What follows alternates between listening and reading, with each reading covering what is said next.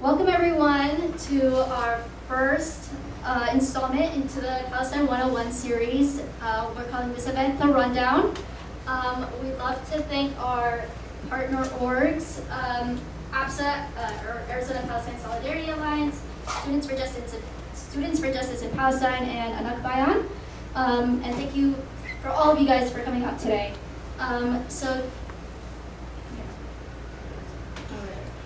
We'll go ahead and introduce ourselves real quickly. My name is Christina, and my name's Liam. Alright, and we're going to be emceeing today's event. Alright, so we're going to go ahead and get things started with a short video which is going to briefly explain the history of Palestine. Now let me know if you guys can hear me properly from the back. Awesome, thank you.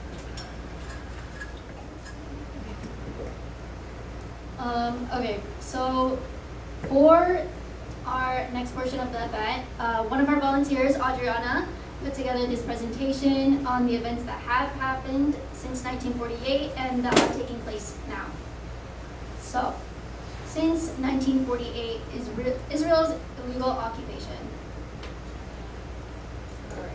Since 1948, the first Arab-Israeli war. Almost 700,000 Palestinians refugees, which is also known as the Nakba. And on the image to the right, you can see that the yellow portion of the map is the Arab states, the blue is the Israeli state, and Jerusalem is known as the Special International Regime. And after Israel declared its statehood in 1948, Egypt, Jordan, Syria, and Iraq went to war with Israel, which made Palestinians lose more land, and Israel maintained its partition and claimed 60% of the Arab region. Egypt also took control of Gaza, and Jordan took control of West Bank and Jerusalem. And then we have the Six-Day War in 1967, which is also known as the Arab-Israeli War, which was Egypt, Syria, Jordan, Iraq against Israel. There was about 20,000 Arab troop deaths and 1,000 Israeli troop deaths. This resulted in Israel's occupation of the Golan Heights in Syria and the Sinai Peninsula in Egypt and West Bank in Gaza. After the Six-Day War, upwards of 280,000 Palestinians and 100,000 Syrians were expelled from their land. 1967, the UN Resolution 242 stated that one, withdrawal of Israel armed forces from territories occupied in recent conflict, as well as termination of all claims or states of belligerency and respect for and acknowledgement of the sovereignty, territorial integrity, and political independence of every state in the area, and their right to live in the peace within secure and recognized boundaries, free from the threats or acts of Israel.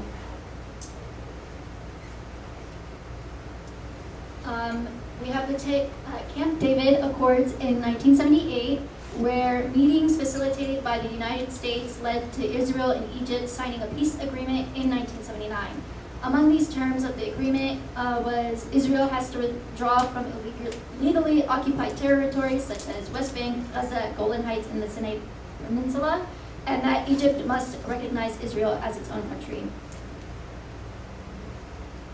And to this day, the international community recognizes that Israel is illegally occupying Gaza, the West Bank, and East Jerusalem. And this is everything since March 2021. So now this is the present.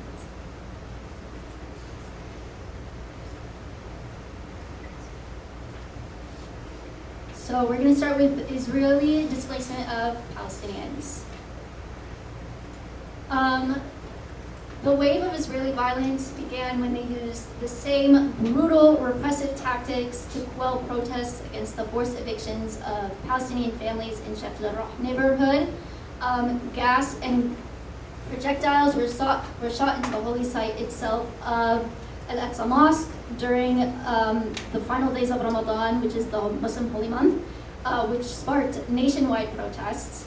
Israeli forces tried to muzzle, intimidate, and silence the movement, but for decades, all Palestinians under occupation have faced the same threat of expulsion, fighting biased legal battles.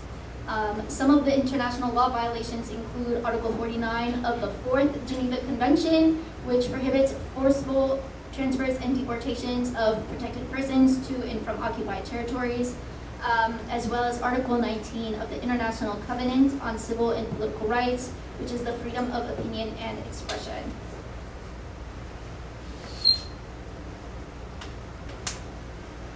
Sheikh Jarrah neighborhood. For decades, Palestinians in occupied West Bank faced the threat of expulsion fighting biased legal battles. More than 500 Palestinians are facing forced expulsion from their homes in Sheikh Jarrah.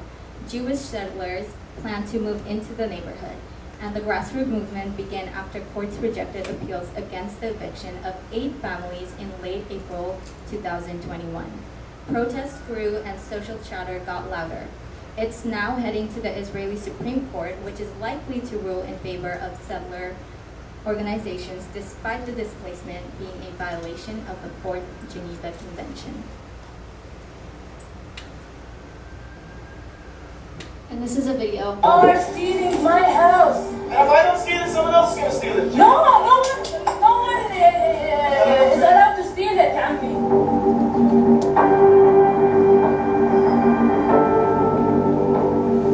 Jacob, you know this is not your house. Yes, but if I go, you don't go back. So what's the problem? What are you yelling?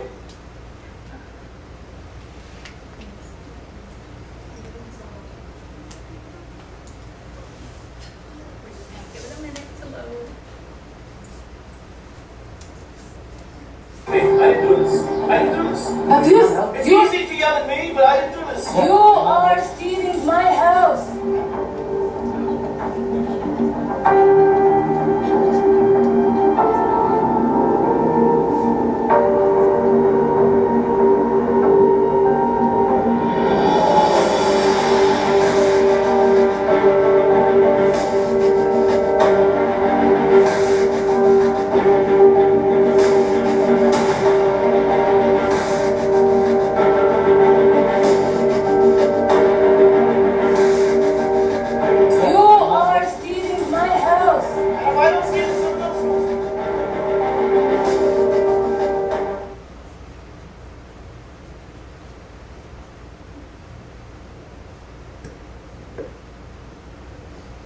The video, I just wanted to quickly just say something.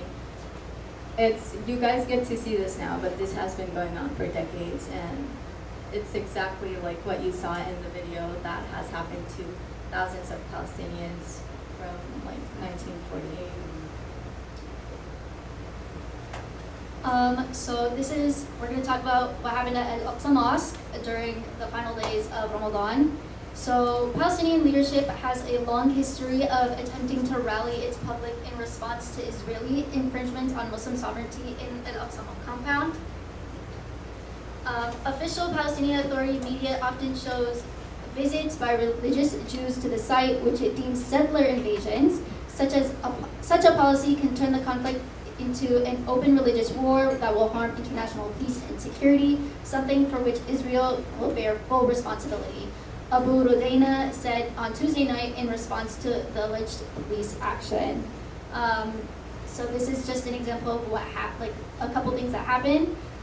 They started muzzling Al-Aqsa, and they attacked the holy site during Ramadan, and then 20 Palestinians were injured.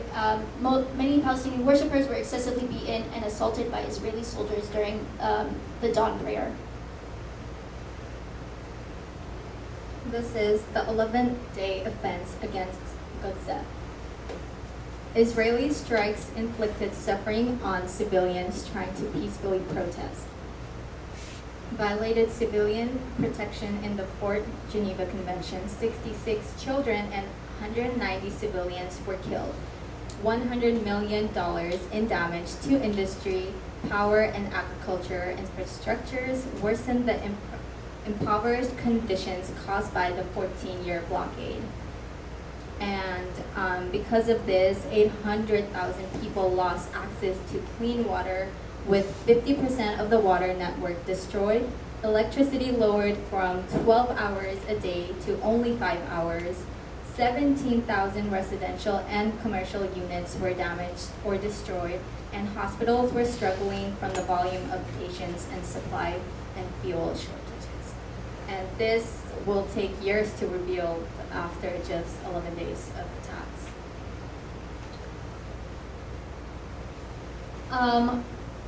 The Israeli violation of the ceasefire. On June 16th, 18th, and July 2nd, the fragile ceasefire was violated by Israeli airstrikes in Gaza to remind Palestinians of how fragile their lives and the peace are. Hamas sent over incendiary balloons while Israel responded with missile strikes. The airstrikes were one of the first attacks of Bennett's new government, carrying on Netanyahu's militaristic and nationalist attacks on Palestine.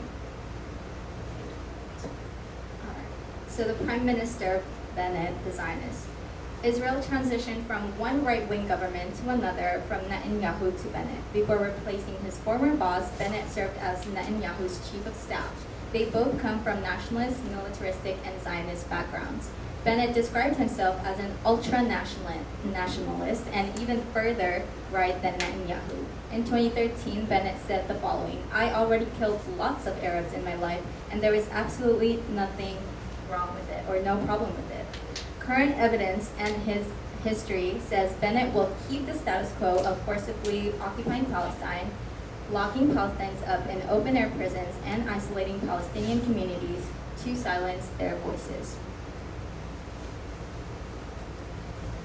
The Flag March. On June 15th, thousands of Israeli nationalists marched down to Palestine, East Jerusalem, chanting "Death to Arabs" and many hateful slurs to celebrate Israel's occupation of Jerusalem. It's a deliberate provocation from Zionists against Palestinians. Clashes against Palestinians led to 27 injured as a result of Israeli police firing stun grenades. The Silwan demolition. Israel continued their efforts to illegally and forcibly displace Palestinians in occupied East Jerusalem on June 29, 2021. Al-Bustan businesses such as a butcher were bulldozed. Soldiers assaulted the employees, customers, and peaceful protesters with tear gas and batons.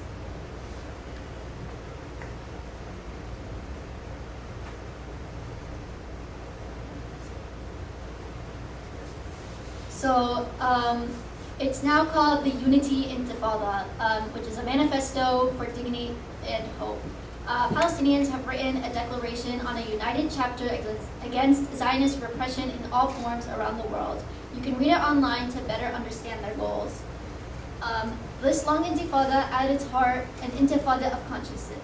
By the way, this is just a quote from it.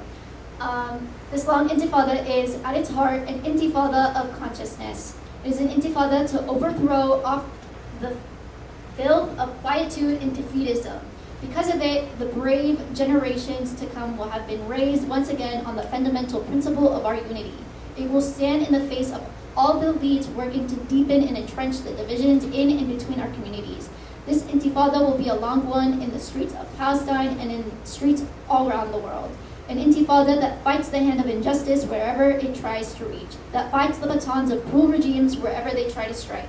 This is an intifada of bare chests and foreheads held high armed with revolutionary goals, deep knowledge and understanding, and the organizational toil and commitment of every individual and collective in the face the bullets of the Israeli occupation wherever they are fired. Long live a united Palestine, long live the Intifada of unity.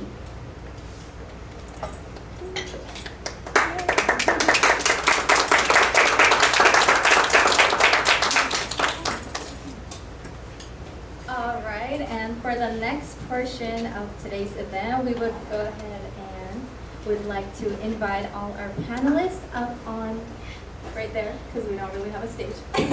So this is our stage. So please, if we could have our panelists up, that'd be amazing.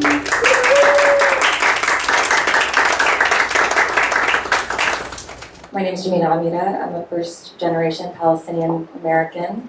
I have lived in Arizona for the past 19 years, and I live back home in Palestine. on and off. My dad sort of bounces back and forth for a couple of years, for a total of about 13 years of my life. Yeah, I think that's just a brief little introduction about me. Hey all, my name is Jamil Nasser. I am first generation Palestinian American as well. And my mom's side of the family is from a village called Ramtis. And my father's side of the family is from a Palestinian village called Mzera, which is 48. And, yeah, happy to be here. Hi everyone, my name is Tasneem. I'm also a first generation Palestinian American. Both my parents are from Lid, or Lod now, but we'll refer to it as Lid. Lid, Palestine, and yeah, I was born in Amman, Jordan. That's where the majority of my family lives. They moved there after 48, and my paternal grandparents moved to Amman after the 6 Day War in 67. Yeah, I'm excited to be here. Good evening. My name is Usama Shami. Yes, I'm the only one in the family that's an immigrant. I was not born here. So I'm not I don't know what you call me. I'm Generation Zero Palestinian. I became Palestinian when I immigrated to this country. So I've been in this country for about 41 years. Lived all over the States. And originally, I was born in Saudi Arabia, but I'm not Saudi. And this is one of the issues that Palestinians have, that they live, a lot of them, if they left Palestine, their children were born in different countries, that they don't hold their nationalities. I'm an engineer by trade, and I'm also the president of the Islamic Community Center of Phoenix. Originally, my parents are from a city called Tulkarm. But as many Palestinians, they're mixed. So from my mother's side, they're from Lebanon. My father's side, they're from Syria. So there's a lot of mixed roots. But again, people at that time, that's the way they were. Happy to be here today.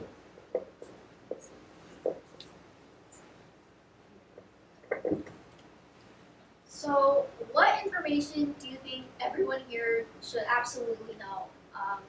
What do you think this presentation didn't cover or miss? And these are open-ended questions. I guess my response to that question is just individual stories. I think a lot of the times you think of Palestinians as just this abstract group of people, and you forget that these numbers are actually people's lives that are changed and ruined. I can speak for myself and say that I'm one person who, my life was changed drastically because of, my dad was brave and decided, even though we were born in New York, we were going to move back to our home country and, had a home there, but in 2001 with the second Intifada, we were forced to leave within 3 days. Got too dangerous, but actually, 6 years before that, my brother, who was 15 at the time, was getting harassed at the checkpoints, and so he left and lived with my uncle here in the United States, and we stayed back home, and that was our reality, and it was normal to me growing up. It was normal that I lived apart from my brother, and that everyone at my school's fathers lived in other countries, and that we were all staying back in Ramallah or in the Ram, and it was what we felt we had to do to stay connected to our home. And so I think what's missing is just this: individual voices, individual stories, and lives that have been disrupted and ruined. So that's kind of my response to that.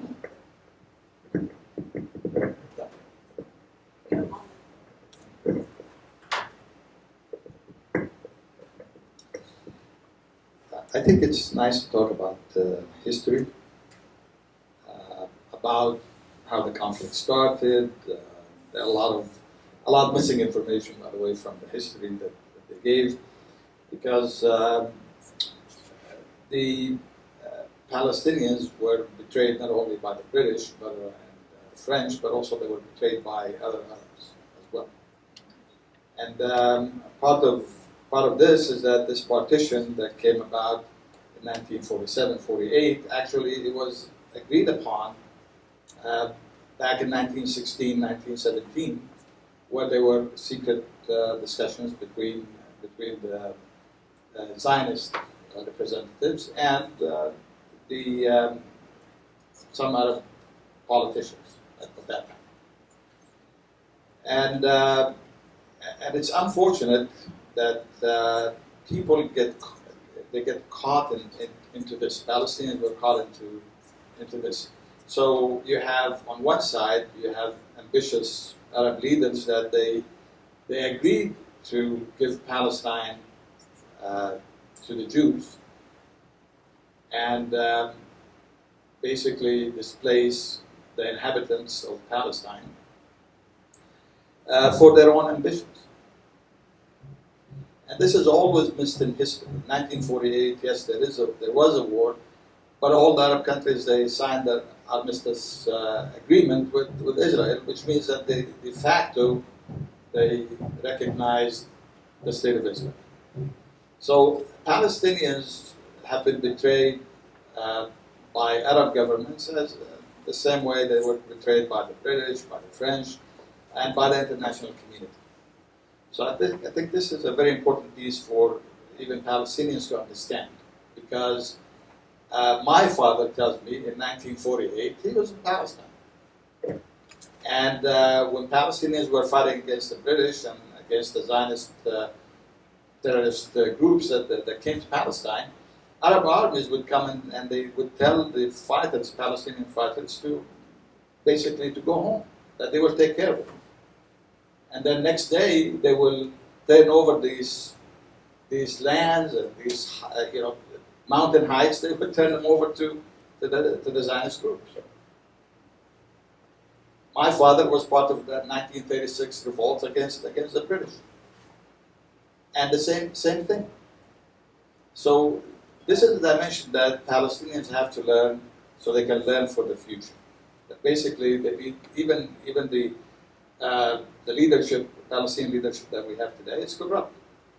So Palestinians, they have to think about that, because they have to reinvent themselves. They shouldn't trust things, governments, or regimes that are forced on them. And I think this is the first step. First of all, we have to liberate ourselves and we have to liberate our thinking to be able to confront the injustice that Palestinians have today. I just want to add a quick point, going off of what Usama said. I want to invite you all to take a moment to learn about Palestine from art and culture and literature. When you brought up, Arabs, they've also, they weren't really in support of Palestine. Look up Naji al-Ali. I'm sure you all know Handala, right? It's the famous sketch of the kid with his hands behind his arms as a refugee. I mean, he was assassinated in England, and he's famous for his cartoons that called out the Arab countries and their lack of support for Palestine, amongst many other things. And Ghassan Kanafani, and yesterday was the anniversary of his assassination by Mossad in Lebanon. And he's an amazing, amazing literary figure that wrote fiction and beautiful stories that discussed migration in the Arab world, that talked about the Nakba, what it means to be a refugee, but also what revolution means. The term Thawra Hatta Nasr, we hear it, revolution until victory. Don't dilute it.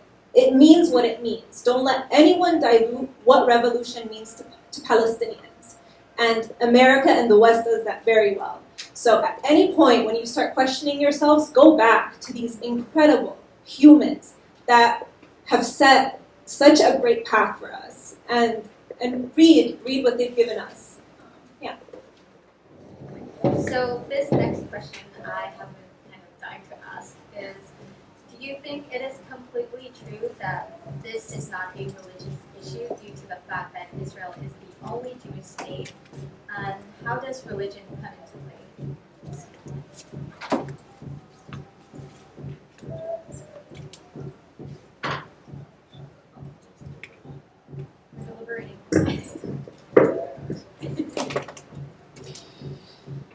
Yes, it is a religious issue. I think anybody that thinks otherwise is mistaken. The Zionist movement, although it is a secular movement, but they make Israeli citizenship based on religion.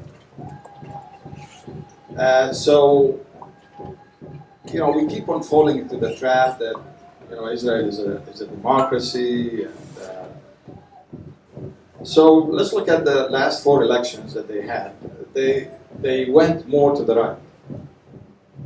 So, yeah, there are secular voices in Israel, but they're weak. The majority of Israelis, they think that this is a religious conflict.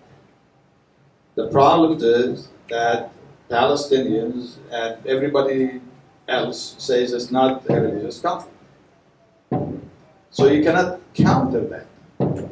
And I think part of the problem is that we think that if we look at it as a religious conflict, then because Palestinians, you have Muslims and you have Christians, then you're excluding one part out of this equation. But Israelis have been equal opportunity discriminators against everybody.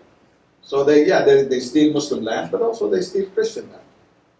Maybe it's not covered in the news, but talk to Christians. My roommate in college was a Christian Palestinian from Beit El. So when he met an American girl that she's, her parents are Filipino, they decided to go and get married in Bethlehem. Because she was going to marry a Palestinian, they held her for 8 hours. Okay? And they basically basically interrogating her and asking her questions over and over why she's going to Bethlehem. So he was Christian, his family was Christian, they were still suffering the same way. So the point is, it's not Jews against Muslims, okay? Because if you look at it that way, it's not true. It's basically you have, and again, when we talk about Jewish ideology, like any other religion, they have different ideologies, and you have an extreme ideology in Judaism that basically looks at everybody else as subservient to them, and that's what's manifesting over there. That's basically what's taken hold. That you have people that they don't think of you as an equal human being because in their mind their religion teaches them that. Look at religious schools, how they basically teach them how to kill Arabs. Look at their chants when they're in the flag march that they talked about, where they basically were cursing Prophet Muhammad. I have a Christian friend who has an organization called Holy Land Trust in Bethlehem. He came and gave a talk to Christian churches. And he was talking about how because he has an Israeli citizenship and he went to schools with Jews, how they denigrated him. And he recounted a time when a Jewish student came and slapped him on his face. And he said, turn the other cheek. So it is a religious conflict. That's why they don't care about sacred places for Christians or Jews, that they want to demolish them, they want to take them, they basically want to exclude anybody that have a different ideology. And by the way, at the end, let's say they take over, they're going to start having problems with different Jewish ideologies.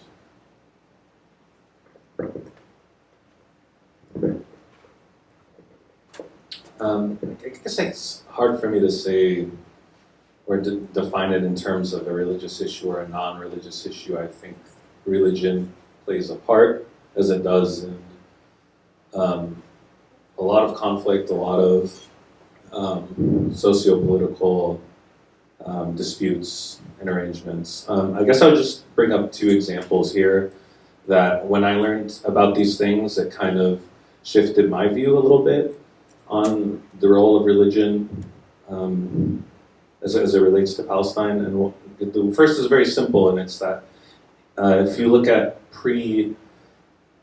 definitely pre-1948 Palestine, but a little earlier than that too, because in the 30s you had started to see, as evidenced in the video, like a 30% or a 20% increase in the Jewish population, which it's less of an issue that there were Jewish people coming from Europe to Palestine, but more so the way that they came in, right, which is incredibly forceful and in no way trying to integrate into already existing dignified society.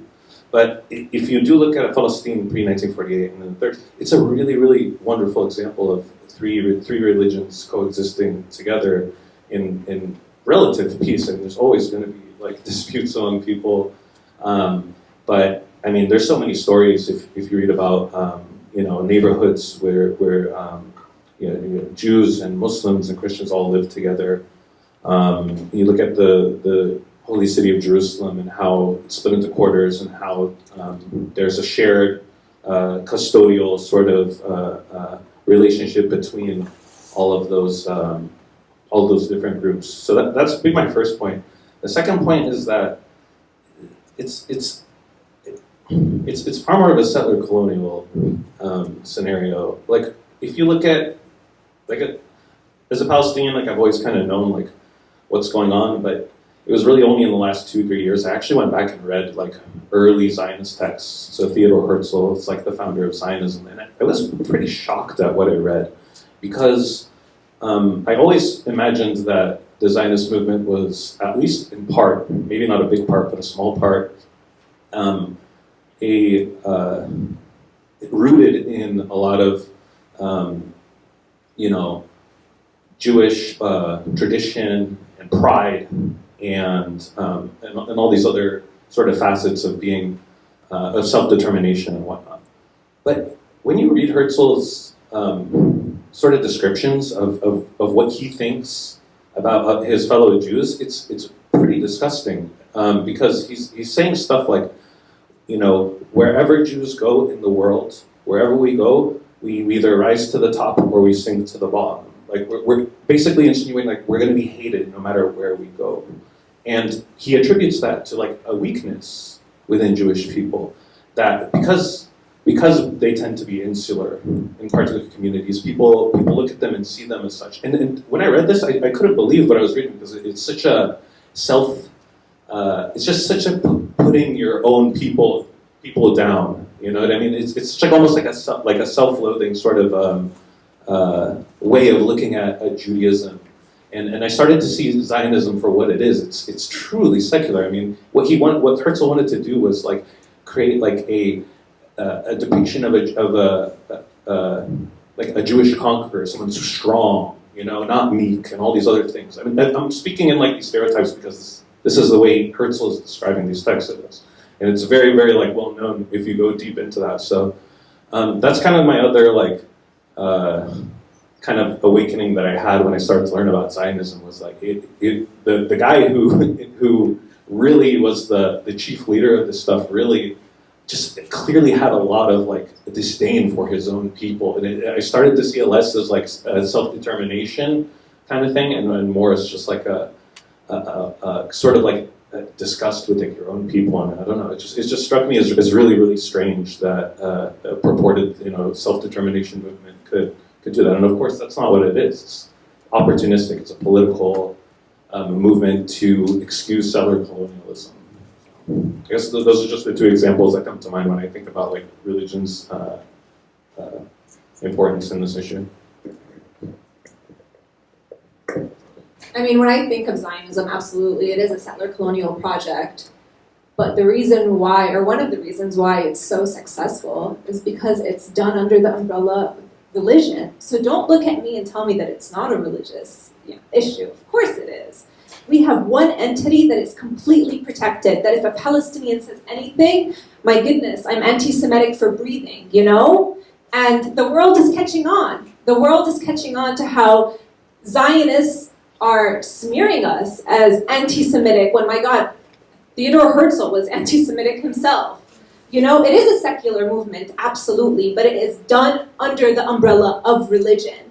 And they are the only country that has formed, you know, for a Jewish people. And just look historically at Jews in the Arab world, which were not treated good at all, but neither were Christians, you know, but we tend to focus on that.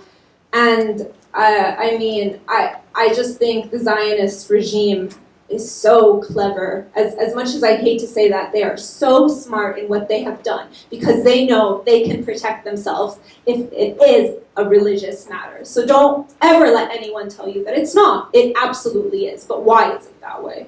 I think it's an excellent point, and just to kind of add to that, I think that it is, you want to think it's a religious issue because it's almost like putting a cloak on. If you call it a religious issue, it's untouchable. You can't touch it. And I think that what I have, early on when I moved to the United States and I would tell someone I was Palestinian, it was an automatic assumption that I was anti-Semitic. And so what I found was that I think Zionism was successful at getting people to think that and truly believe that religious conflict was the inception of what's happening between Palestine and Israel, but it's not. I think that you know, so to say it's not a religious issue, it is a little bit of a scapegoat in a way, and saying no, it's not, you know, religious at all. Actually, it is, but but really what we're seeing is that Zionism is hijacking Judaism.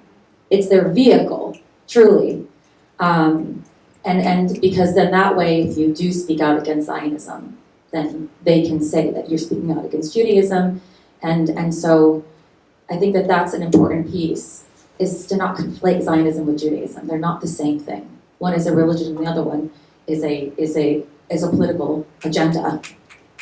So I think it's important to understand religion so you can truly take a look at the matter at hand and divide them and see how they're different. And then also see why it's important to keep it going as opposed to religious conflict when it's not. That's all I have. One more thing popped into my mind. So, like, another example is like the largest Jewish anti-Zionist community is not in Israel; it's in upstate New York. These ultra-Orthodox Jewish communities, numbering in the hundreds of thousands, that all live together, refuse to live to Israel, even though they can go there and receive funding and cheap housing and you know, be able to build synagogues and have all these incentives, right? And the reason why they refuse to do that is because they fundamentally see this settler colonial project is inherently in violation of their deeply held religious principles in the Torah, right? So, like stealing other people's lands, murder, nation state building in the name of God, of their God. Like these are all fundamental like lines you do not cross for them because they are deeply religious people. So I mean, we have to look at that too. Like there's far more anti-Zionist Jewish folks in the U.S. than there is in living in Israel. So our next, Can I just add on to that? Because I think the source of the question is usually whenever we're debating with Zionists or anybody who doesn't know much about the conflict, they say it's a religious conflict, meaning it's Muslims claim this is our land, Jews claim this is our land, so the Muslims and Jews are fighting each other. Well, I mean, I understand from what you said, because it was a little confusing. You said it is a religious conflict, but a lot of the arguments were shown that it's not. I tend to think that it's a settler colonial project against a national self-identification movement, where really Palestinians in the Middle East, Syrians were allowed to self-identify as Syrians, Lebanese same way. Palestinians that right was not really given to them. So I think it's more religion is utilized, as you kind of said, But I just wanted to point it out that when people usually, when we're arguing with people outside the community, when they say it's a religious community, it's a religious war, what they mean is that Muslims are coming to kill the Jews because that's what their religion tells them. The Jews want to kill the Muslims because that's what their religion tells them. That's kind of the religious aspect. I think that's a valid point, and I want to address that because I think it's kind of what I was trying to get at is that it's the agenda is for the agenda with that particular narrative is so that people think it's an inherent hate between two people, and that there's nothing we can do about it. These two people will fight, and it's been it's ages of fighting, and they've always hated each other, and it's just is the way it is. There is an agenda there. The motive is to get people to just turn their backs on it and say, well, it is what it is. There's nothing we can do. These people just hate each other. They inherently hate each other. Their religions tell them to hate each other. And that's so, when we say that, yes, it is a religious issue, but it isn't, it's true. And as I stated earlier, religion is used as a cloak. So that way the issue itself cannot be touched. But if you really examine it and put it under, and you don't even have to look that hard, you don't have to do that much research to see that it genuinely is, it is settler colonialism. It's what we've seen happen here in the United States. It's not anything different than we've seen happen to natives and the first people in Canada. It is the same thing.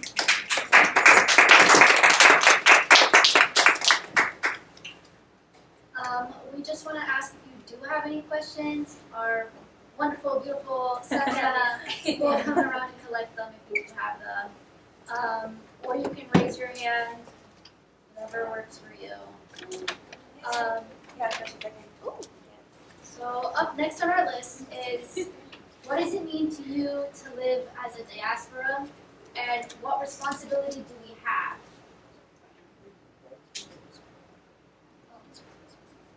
I'll let you marinate. So let it marinate. Asking the responsibility we have is, how much time do we have? Honestly. I have to be honest with you guys, so like I said, I'm first generation. My dad is from Bet Hanina, which is a town just outside of Quds, and my mom is from Saris, but min Sukkan Riha. So she, and my dad moved here when he was 15. My mom moved here when she was 21, and then we moved back, and they tried to raise us back home, but here we are. And since we've been here, I moved, like I said, in 2002. My parents said, just keep your head down and work hard, go to college, get a good job. That was what they told me my responsibility was to myself. And there was a lot of worry about what it meant to be outspoken for Palestinians. And I've about had enough of that. I'm not afraid, and I think the responsibility is the first, I'm just scratching the surface here, but the first part of the responsibility is don't let your fear paralyze you, and to speak out in support of the Palestinian people. And really human rights in general, really. So I think that's the first part of the responsibility is just own it. We own the responsibility. No one else is going to come and save us. My mom, I have 3 children of my own, and my mom is watching my kids for me while I'm here. And I said, all right, Mom, here's my event that I'm doing tonight. And she says, well, you're doing too much. And I haven't really done anything. I'm here tonight. I was at an event back in May. I was, so happy to be able to speak at that time. And I've been happy to be just a little bit more involved. That's it. Share a couple things on my social media. I can't say that I've done a lot. And she's already afraid. This is a generation, my mom was born in 1957, okay? And that's the generation. I'm not going to overgeneralize, but I want to say that my mom is worried about what this means for me. She says you'll never be able to go back home. They'll know. It's all over your social media. Now you're active, and you'll never be able to go back home. Well, guess what? I haven't been able to go back home anyways. Because when I left, I was living back home, for 9 years, for a span of not leaving and coming back, so it was 9 years. I was living illegally in Palestine, let me tell you guys that. As an American, I'm born here, living back home illegally. I was told I was illegal and I was blacklisted and marked on my passport and said, you are not to return here.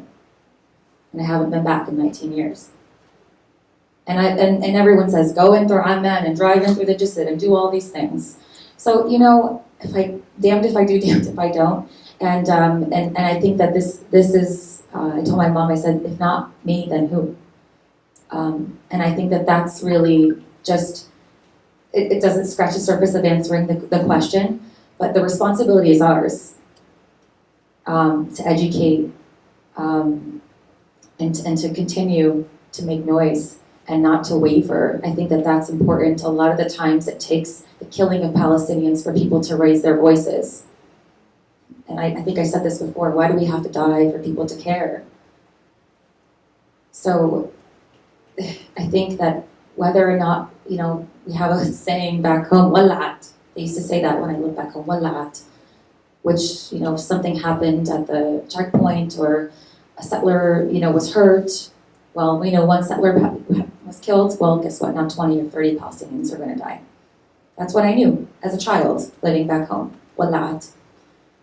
And it was a culture of fear and knowing that there was always going to be retaliation. And that is what I think cripples us. And so I guess my message is don't be afraid, because collectively we're strong.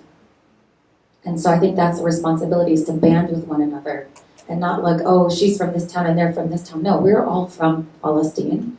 Or we're all from, doesn't matter where you're from. I mean, if you care about human rights, you care about, ending settler colonialism, like you should care about the Palestinian people. So I think that, as a Palestinian living in the diaspora, I think that one responsibility that I have is I guess, to continue to own the responsibility, speak up, and not be afraid. Because I just want to go back home. Truly, I want to take my kids back home. So, that's all I have for now.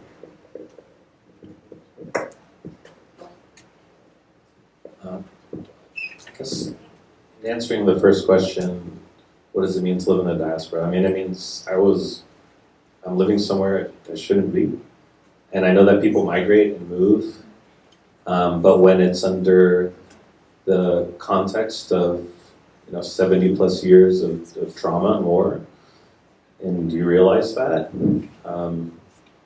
it's unnatural migration, it's forced migration, then you truly do feel like we're not born and brought up in the right place because you didn't get a chance to make that move for yourself or migrate for yourself. So that's something that is with us. And then the other thing is, if you live in the diaspora, chances are you're a lot more privileged than our families and friends back home. So you need to heed their call as it pertains to achieving their liberation. And if you live in the U.S., you live in a place that guarantees there won't be liberation for Palestinians under the last 70 years of policy. And Israel would not be able to sustain itself to the degree it does without the multi-levels of complicity and help and support and collaboration with U.S. forces. So we have often we hear from people living in Palestine that we need to break the U.S.-Israel bond here, or chisel away at it as much as we can, and that encompasses all levels, everything from talking to your neighbor about Palestine, letting them know what's going on, to active, divestment campaigns. So wherever you can fill in that work, I think is a responsibility of us, because we're living here and we're feeding a system whether we like it or not, and that information and that complicity is being shown to bear like every single day. Like, we know exactly how entrenched the U.S. is, and then the other thing is, like, if you do Palestine solidarity work, you're almost like by by default advocating for the chiseling away of the U.S. empire and the rest of the world. And you're also, by default, chiseling away at the influence of money and lobbying and special interests in our so-called democratic system as well. Because, I mean, so long as we're an empire with worldly ambitions, and we're not allowing people to have a voice in our governing bodies, local to all the way up to the president, and I don't know how else we're going to be chiseling away at this U.S.-Israel bond. I mean, if we can meet those two goals, the U.S.-Israel bond will disappear by day, overnight. So it's our responsibility to see the complicity that's right here under our roof and make that known and listen to Palestinians over there.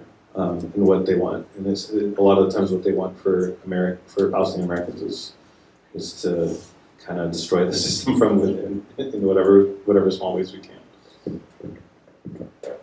I just want to reiterate a couple of things that Jamil said. I think as children of the diaspora, not all of us, but I think the majority of us, there comes a point where we realize that we were robbed of an experience. And I was born in Amman. I used to go back to Jordan every now and then, and I haven't been for 11 years. And I moved to Morocco, actually, and I was living there for about 2 years as an adult. So that was the first time that I lived in an Arabic-speaking country as an adult. And it was beautiful. My heart felt so full, and it was great. But it made me so sad, because I realized that if I had been living in Palestine, I would be so happy. I would be so happy, happier than I had ever felt in Morocco. And that's such a sad feeling. And being a child of diaspora, you're riddled with a lot of guilt, because I do have a blue passport. I have mobility. I have so many privileges, and I recognize that. And it's a weird thing going back and forth, you know? I wish I was born there. But look at what Palestinians living under settler colonialism are facing. And so I just want to take a moment to recognize that. I think a lot of times Palestinians and diaspora are left out of the conversation. And like, we are part of the movement. And we feel things, and that's okay. And the second thing that I want to bring up, and I know I kind of mentioned this, but I'm so passionate about this. What Israeli occupational forces and the Israeli lobby across the world wants the most is that as generations go by, Palestinians will no longer really care about Palestine. And we've showed them the exact opposite. I mean, look at what happened a month ago. Hundreds of thousands of people marching for Palestine, and this will continue. Our passion and our love for Palestine is only getting stronger, and that terrifies them. It terrifies them. I have never been to Palestine. My parents have only been back twice, you know? I didn't even grow up in a household where Palestine was a topic. You know, it hurts my parents too much. I had to learn a lot of that. And so the fact that I am sitting here, third, fourth generation Palestinian, it's pretty damn amazing that we all are, you know? And we need to recognize that, and we need to keep it going. Do not let them dilute your politics. Do not let them dilute your politics. I know it's terrifying being smeared as anti-Semitic. I mean, there was the doctor that just lost her job a couple of weeks ago here in Phoenix, but do not, because that is letting them win. Do not. You stand up and you show them that you're not anti-Semitic. I'm a freaking Palestinian. I breathe. Say what you want to say. You know, I don't care anymore. I don't care anymore. I know who I am. I know what I fight for. And I am for the liberation of all peoples. And people understand that. And that's why we have indigenous communities standing side by side with us. Because they have faced this, and they are currently facing this. And they know what settler colonialism is. They know what it means to have settlers living and pushing you out of your homes and your land. So I mean, I'm going to go on a rant. I'm not going to go on a rant. Anyway, hello.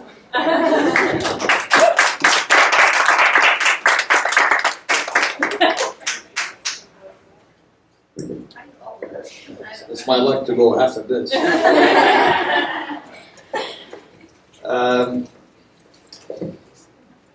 Diaspora is different experience from one generation to the next. So my experience is much different than the experience of the newer generation, because a normal Palestinian who is a refugee in Lebanon or somebody who lives in the Gulf states is very different than somebody who emigrated to Europe or to the West. Let me see, by the time I was 18 years old, I had lived in 5 different countries. So people, and to understand this is that when you talk about people, Palestinian living in the Middle East, they're not living in security. Because I told you I was born in Saudi Arabia, I'm not Saudi. And I went to high school in Kuwait. I was like Kuwait. And they can kick you out of the country at any time.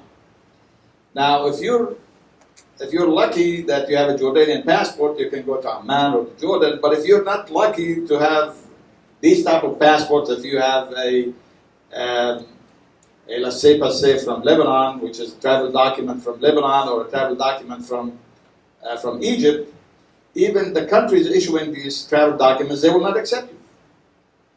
So if you live in Kuwait and you have a Lebanese travel document, and then they kick you out of Kuwait, you can't go anywhere. You're stateless. So let this sink a little bit. It means that you cannot go anywhere. I know a guy here in Phoenix that had the Lebanese travel documents. When they wanted to deport him because he was undocumented here, they could not deport him to any country.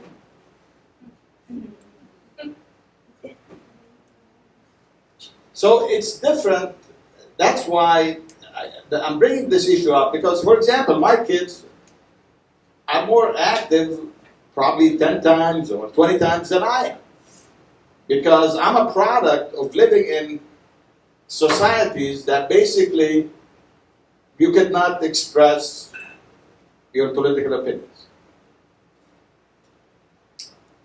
Because maybe you can express them today, but tomorrow the politics and the wind of politics change, and then now you become a pariah and they will ask you to leave. So living in diaspora depends on what generation you're talking about. Older generations, my father, for example, he lost all of his life savings in 1967. He was a millionaire. He lost his house. His money was in the Arab bank, and the bank went bankrupt when Israel occupied the West Bank. So he had to start at 50 years old from zero, working as just an employee, while he had a company before that.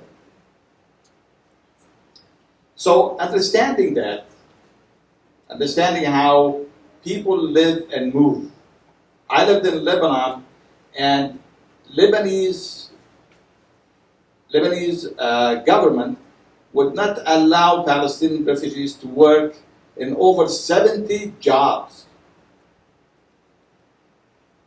And the reason for that, because they don't want them, the justification is that these countries, they don't want Palestinians to forget about their land. Okay, well, go help them to go back and resettle in their lands. Now you asked about responsibilities in diaspora. Well, to be active. Basically you have to educate people. I'm not as optimistic as my young friends over here with respect to political change and all of that stuff. But at least you can do your part. At least you can educate people.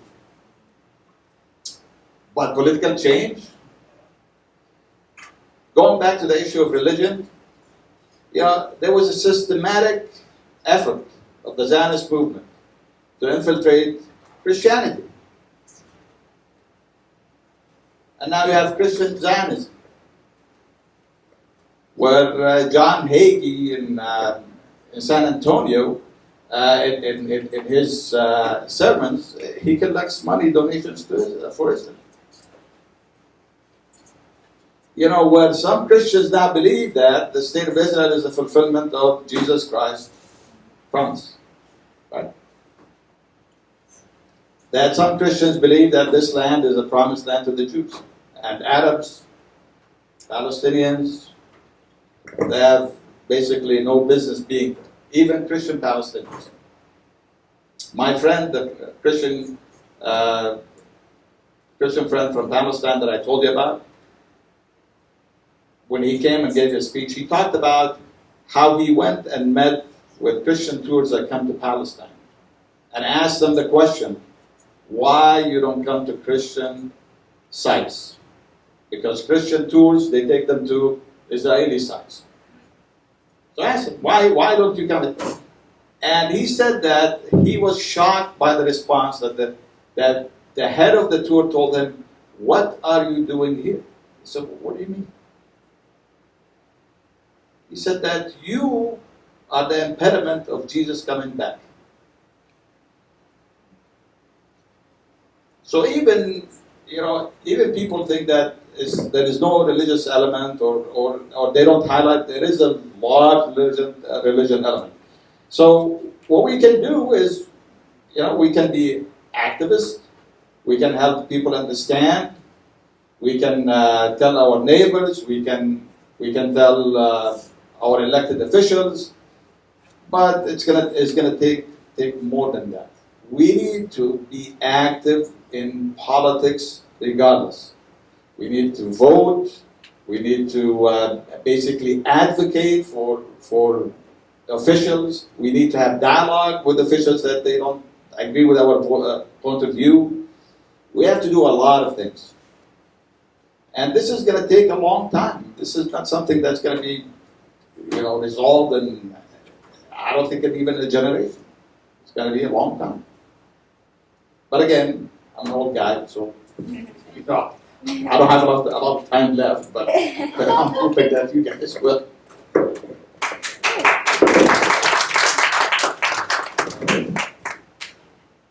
We do want to be respectful of everyone's time, so it is technically 8:13, or want to be specific, 8:29. So, yeah, 8:30 now. So we can probably do one more question, and then maybe you guys can answer the others in another event or online, like via our socials, or you guys can stay like another 10 minutes, answer one more question.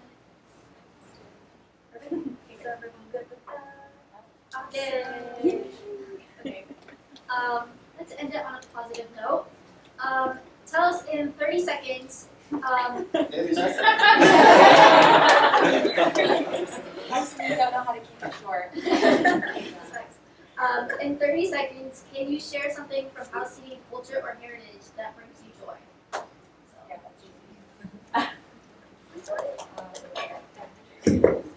Our weddings. I mean, if you've never been to a Palestinian wedding, find me on Instagram. You can come to my cousin's next wedding. You will dance for like 7 or 8 straight hours. It is a party. Palestinians love music, and I don't know what it is when we get together and, I don't know, Anakbayan Phoenix comes on, everybody's off their chair, and so my favorite thing is our weddings. I mean, I don't think there's anything like them, so. Exactly 30 seconds. 2 things. We make the best What Diwali. I don't care what anyone says. Way better than the Syrian one. Yeah. And the second thing is Palestinians have a very sarcastic, sometimes dark sense of humor that I really enjoy. And it's regardless of the Nakba or what happened to us. I think it's always been there for some reason. I don't know what the origins of it are, but if you just go in a cab and Palestine, you'll understand it very, very quickly. We've with great food. I make nukhiyya like at least once a month. It's the best, one of my favorite dishes, but we're so feisty. We are so feisty, and I love it. I love it. We should keep it going. And I think part of it is our history. And that's, that is in part why we are the way we are. But yeah, we've got great food. If you have not tried nukhiyya, find a Palestinian, have them make you some nukhiyya. You will love it. Yeah. Well, they took all of the stuff that I was going to say, but politics, is like you can go to a wedding or to a wake or to whatever, and always people are going to discuss politics. So I love politics, so I don't mind.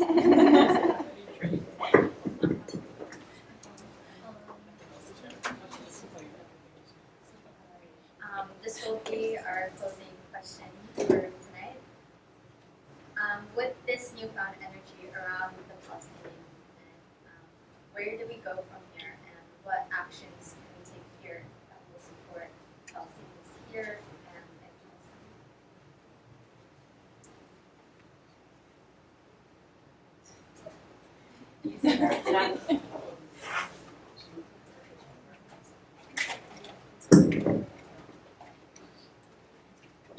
I think the energy is with the youth. It's wrong to ask me that question, but I can tell you, in my home, raising my kids, we didn't talk much about politics, yes, but that my kids are active, at least.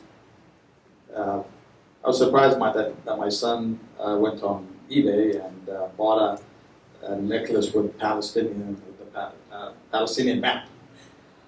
I don't have one. And I don't know what drove him into doing that. And then he bought Palestinian flags to put in his car and stuff like that. So I think the energy is with the youth, and I hope that the youth are patient to basically,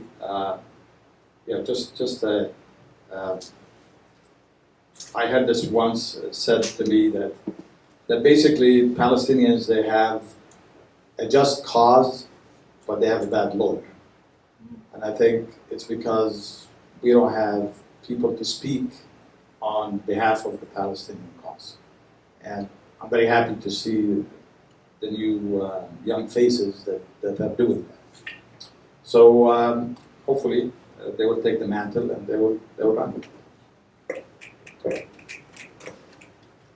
Two things. So I listened to the demands of Palestinians living in Palestine. What do they want? What are they asking us who are exiled or living in diaspora to do? If you don't already follow Mohammed al-Kurd and Muna al-Kurd on whatever, Instagram, social media, they're great resources. The second thing is Palestinians have always been and will always be at the forefront of this fight. We will always be.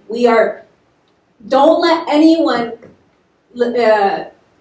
make you think otherwise. If you are organizing, I want to see Palestinians who are president of Students for Justice in Palestine. I want Palestinians who are in Palestine's APSA, Arizona Palestine Solidarity Alliance. Of course we want other people, don't get me wrong, but I want to see Palestinian representation because we are the ones who will liberate ourselves.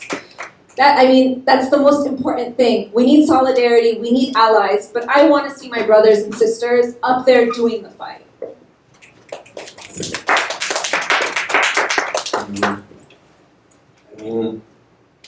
There's like an old answer and a new answer. For me, the old answer that has always remained the same is resistance by any means necessary. That's the first thing. That never changes. Because no matter how we resist, we're smeared. When we do something peaceful, like enact BDS campaigns, we're labeled as anti-Semitic and hateful and wishing for the destruction of the state of Israel and all that. And when it's enshrined by international law that we're able to defend ourselves, proportionate to, in our case, much far less proportionate to what Palestinians are constantly bombarded with, of course, you get this spin in the media about that we started it and that if the rockets would just stop, everything would be just fine, ignoring the the entire subjugation of our people for the last 70 years and that type of structural violence. So that's the first thing. Like, resistance by any means necessary. Nothing's off the table. The second thing is that Israel's not just going to wake up and look in the mirror and be like, oh, we've been really bad for like 70 years. Like, we need to like really change our ways. Like, it's not how South Africa fell.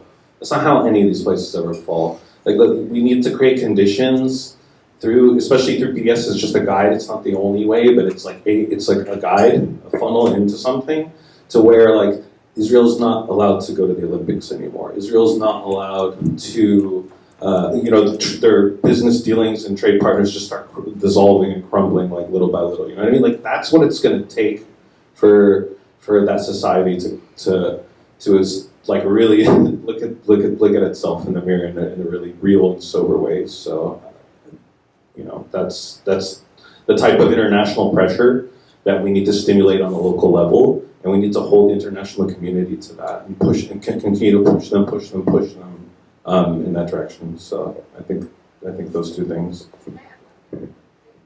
And for anyone that says, Palestine has been occupied for 70 plus years, it's never going to happen. I mean, look at South Africa, look at Algeria, which was under French colonial rule for 130 years? And they managed to liberate themselves, and France was one of the strongest powers at the time. And Israel is an empire, but we're going to get there. It's going to take a lot of hard work. And just like Jamid said, they're not going to wake up one day. It's going to be us applying pressure on them. I had to pull up the question because I remembered it, but I wanted to quote it.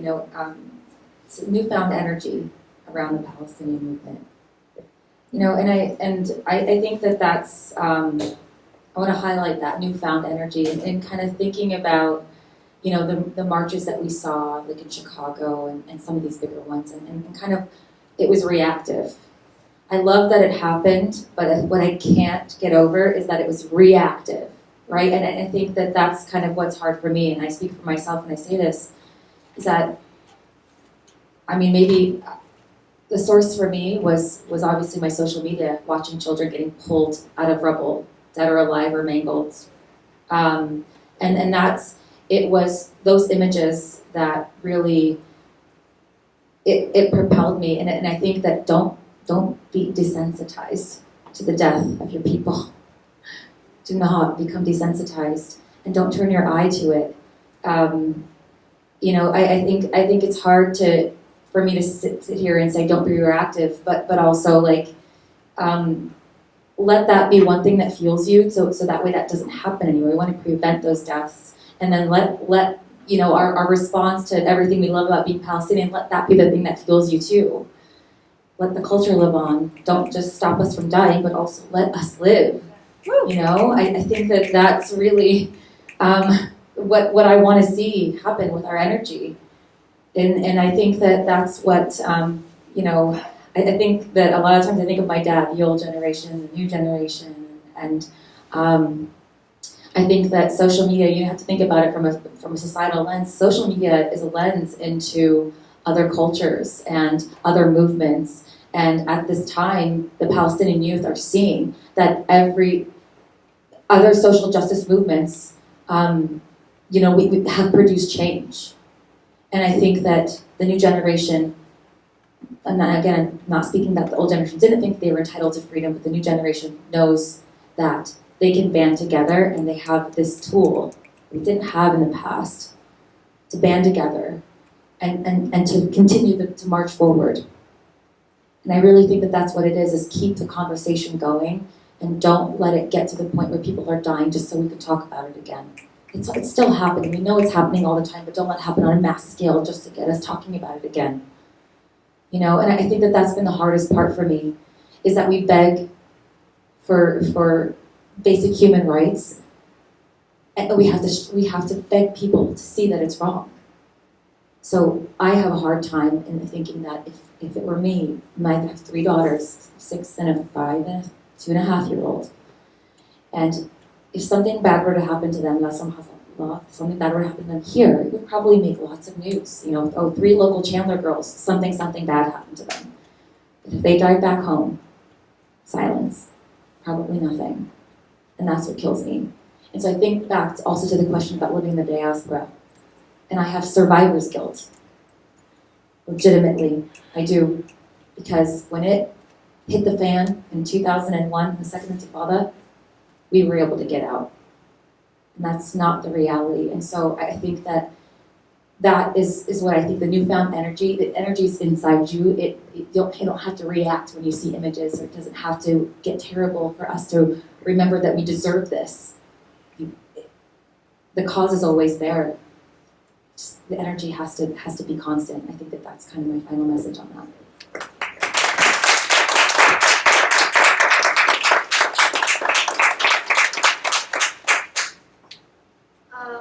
Thank you so much. I'd like to give another hand to our panel.